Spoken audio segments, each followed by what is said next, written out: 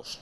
Por eso la importancia de la fase de preparación. La fase de preparación en España, yo creo que no se generan los problemas que ha advertido el vicepresidente, el ministro, probablemente porque yo creo que está más aquilatado el procedimiento, ¿no? Hay una fase de mera planificación, y para poder ejecutar cualquier obra pública tiene que estar incluida en un plan. Luego hay una fase de estudio de viabilidad, que en los proyectos de colaboración público-privada es absolutamente esencial. Yo, en mi experiencia, lo que he visto, yo he trabajado tanto para el sector privado como para el sector público. Cuando he trabajado para el sector público, yo me he encontrado con proyectos que se iban a ejecutar por vía presupuestaria y que, como estaba este problema, este pequeño escollo del Pacto de Estabilidad y las reglas del Sistema Europeo de Cuentas, pues no había posibilidad, porque el límite de déficit público no permitía ejecutar el proyecto con cargo al presupuesto, y el político, sin más, dice, pues ejecútese por vía extrapresupuestaria. Nosotros decíamos, no, pero si este proyecto, por aquí no pasa un vehículo.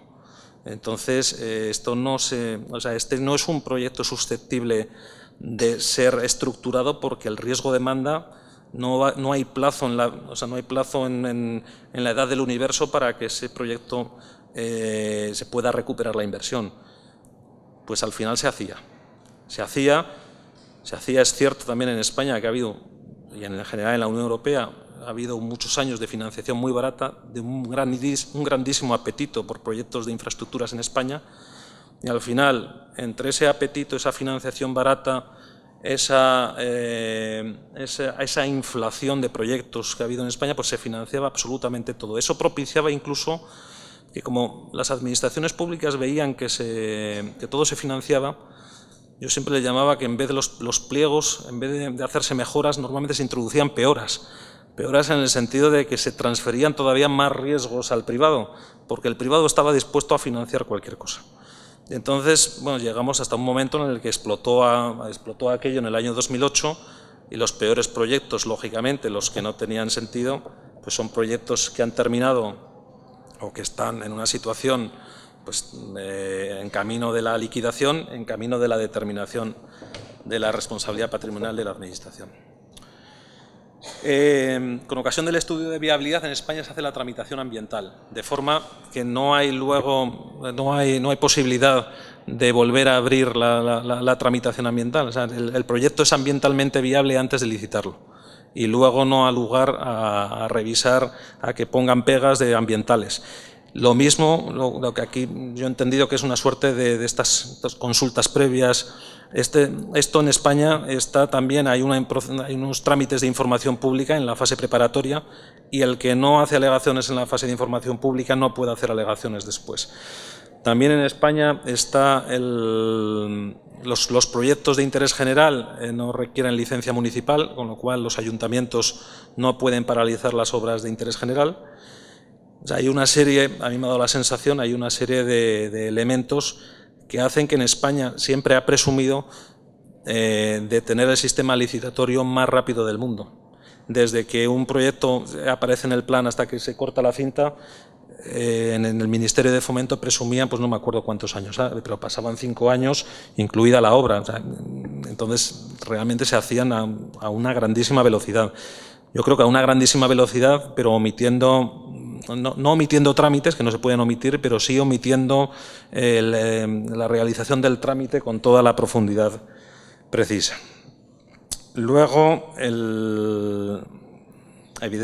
también en esta fase preparatoria, al menos la Administración Pública tiene que hacer el anteproyecto de la obra. Si la Administración Pública pretende definir la totalidad de los elementos de la obra, elabora el proyecto y licita un proyecto. O sea, la Administración licita o un anteproyecto o un proyecto.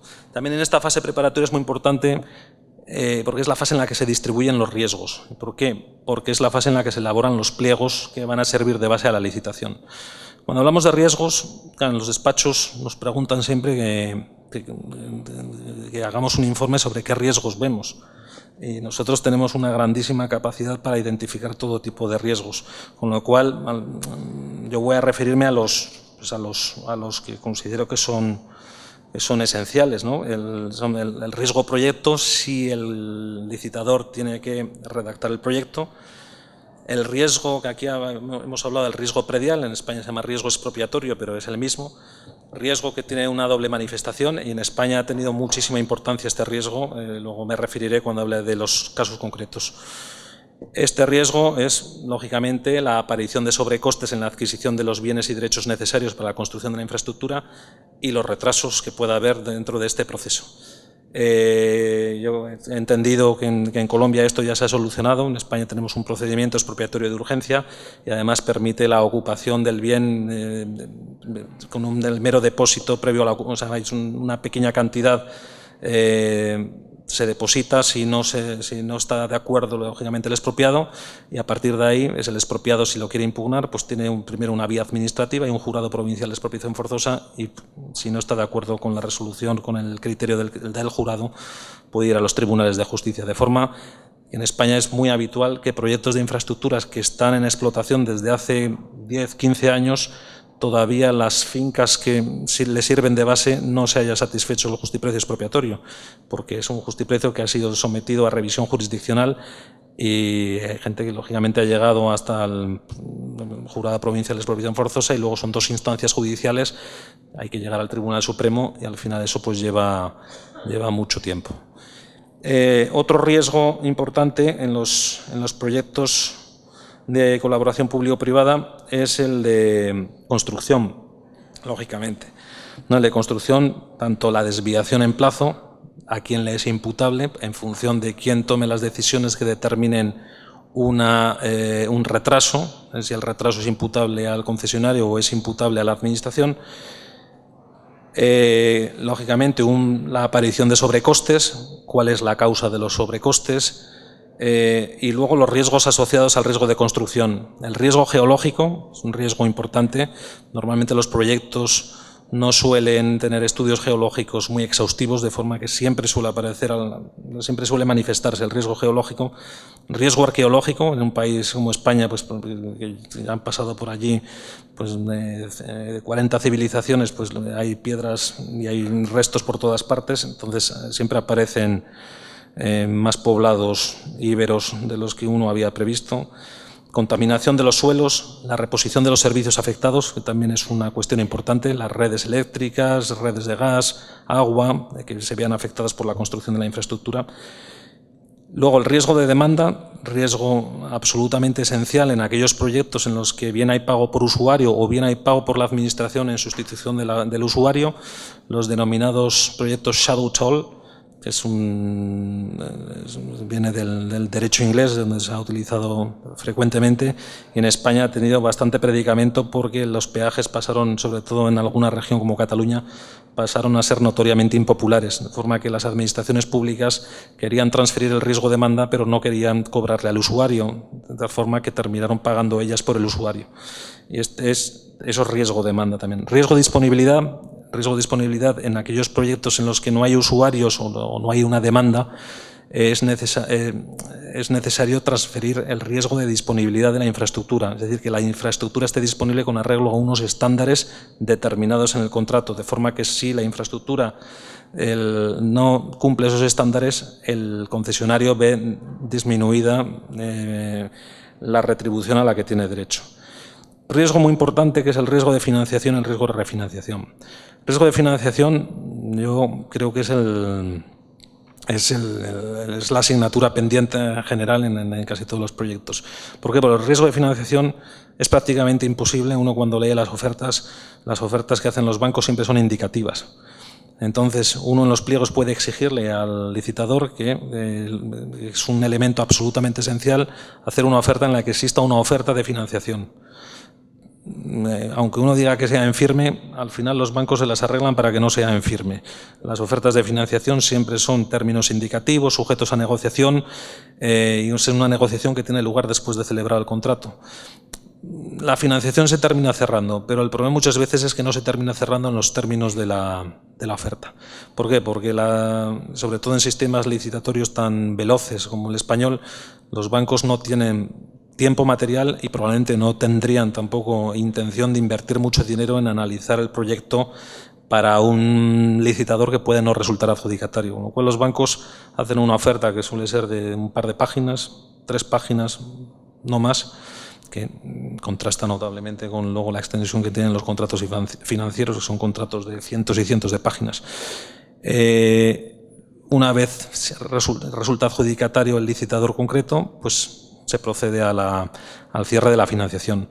Cierre la financiación, que muchas veces pues, estos proyectos lo ideal es que tengan financiaciones a largo plazo, pero el mercado, así como durante muchos años estaba dispuesto a financiar a plazos muy largos, 20, 25 años, hoy la regulación bancaria penaliza muchísimo a los bancos cuando prestan a plazos tan largos, con lo cual las financiaciones son a plazos más cortos, con lo cual aparece un segundo riesgo, que es el riesgo de refinanciación.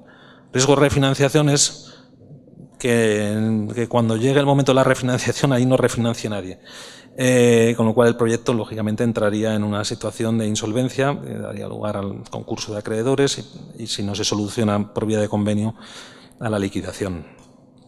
De ahí la importancia de tratar de coordinar la adjudicación con la financiación, y esto probablemente solo es posible si los procedimientos de licitación pues tuvieran una duración mayor y si se acudiera pues a procedimientos de licitación como uno que se introdujo en la legislación española, se llama diálogo competitivo, del que no se ha hecho prácticamente uso y que lo que permitiría es mantener un diálogo en fases sucesivas, ir eliminando candidatos de tal forma que al final, antes de celebrar el contrato, yo ya con el último candidato o con los dos últimos les pido una best and final offer y ya estos candidatos ya me tienen que dar una financiación cerrada.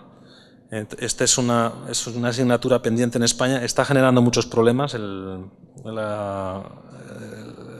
este riesgo, sobre todo el riesgo de refinanciación en España, está poniendo de manifiesto en algunos proyectos.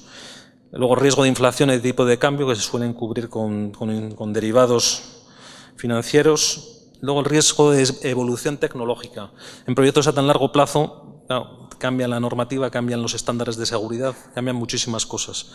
En los pliegos es habitual incluir lo que se llama una cláusula de progreso, de forma que el concesionario tiene que adaptar la infraestructura a los estándares existentes en cada momento.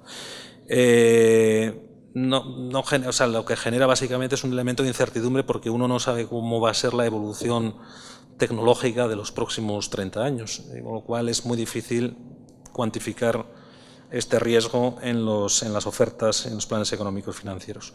Por último, riesgo regulatorio. El riesgo regulatorio, al final, es nosotros estamos en los proyectos de colaboración público-privada, están amparados bien por negocios jurídico-patrimoniales, bien por contratos. De tal forma que nosotros tenemos pues, la protección que nos brinda el principio pacta sunt servanda y además la legislación de contratos del sector público en España lo que establece siempre es que las modificaciones no se aplican, o sea que la legislación que se aplica a un contrato es la vigente al tiempo de su adjudicación, de forma que las nuevas normas no se aplican retroactivamente. Eso es así en cuanto a las normas contractuales, no es así cuando estamos hablando de normas tributarias o de normas contables que sí se aplican a la totalidad de los proyectos con independencia de la fecha en la que fueron adjudicados. Y luego hay dudas. En España se ha hecho alguna barbaridad de una norma en materia expropiatoria, el Real Decreto Ley 1/2014, que sí se declaró que se aplicaba a todos los contratos con independencia de la fecha en la que fueron adjudicados. A esta me referiré después porque esto es un caso concreto. Después de la fase de preparación, la fase de adjudicación esencialmente es la definición de criterios de solvencia y criterios de adjudicación, la aplicación de estos criterios de solvencia y de estos criterios de adjudicación, sobre todo para evitar seleccionar ofertas temerarias. España ha habido también como consecuencia de muchos casos de corrupción, ha llevado a muchas administraciones públicas, a los funcionarios no quieren mojarse y prefieren en los contratos, en los pliegos, incluir como criterio de adjudicación principal el precio, porque el precio no admite, el precio es el que es, se abre en una sesión pública y no admite apreciaciones subjetivas, no son, como se dice la legislación española, criterios de adjudicación sujetos a un juicio de valor. De tal forma que esa preponderancia de los criterios de adjudicación automáticos básicamente el precio, frente a los criterios de adjudicación dependientes de un juicio de valor, lo que ha propiciado es que mucha gente vaya a las licitaciones como si fuera una subasta, porque saben que al final el criterio preponderante va a ser el precio. Esto en España funcionaba relativamente bien cuando el régimen de modificación de los contratos era muy flexible.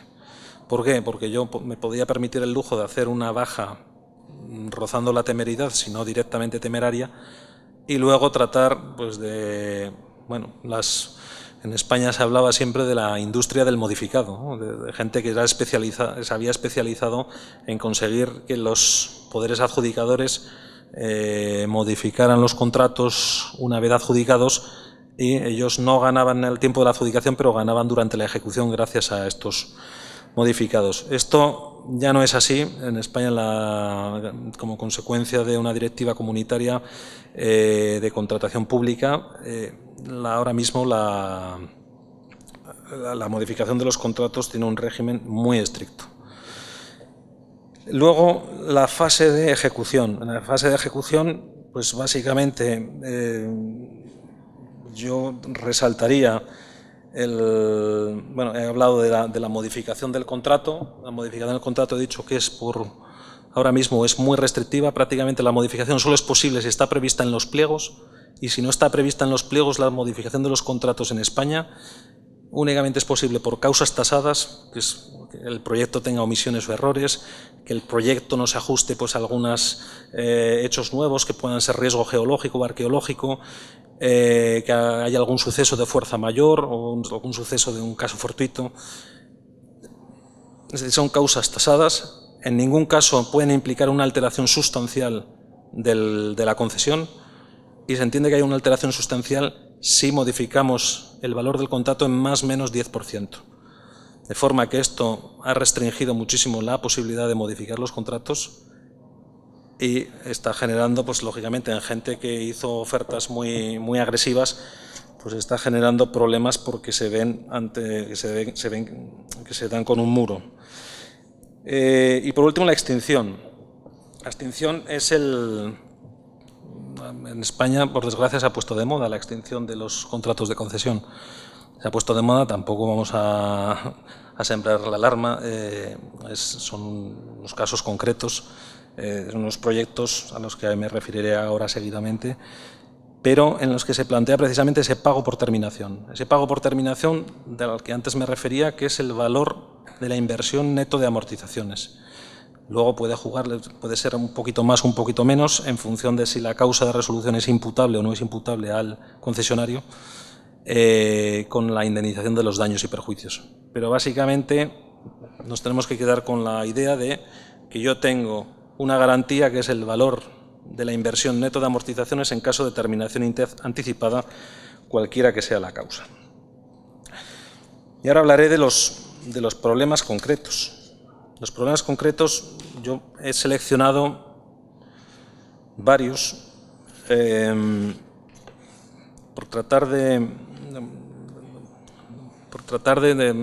son dos casuísticas principalmente. Proyectos en los que ha habido riesgo-demanda, pero no un riesgo-demanda natural. O sea, no es porque la demanda fuera mayor o menor como consecuencia, por ejemplo, de la crisis económica, sino un riesgo-demanda de alguna forma provocado como consecuencia de alguna acción u omisión de una administración pública.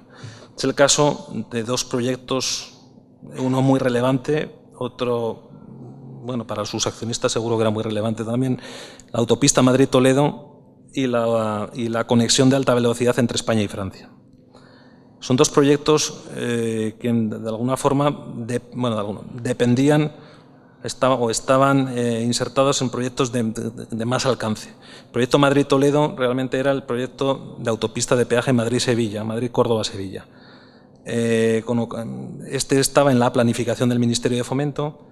El Ministerio de Fomento decide sacar a licitación el tramo Madrid-Toledo, y como el tramo Toledo-Córdoba-Sevilla va más despacio, pues lo dejan fuera de esta licitación. Bueno, además eran 450 kilómetros, tenía también sentido probablemente hacer 2 o 3 proyectos diferentes.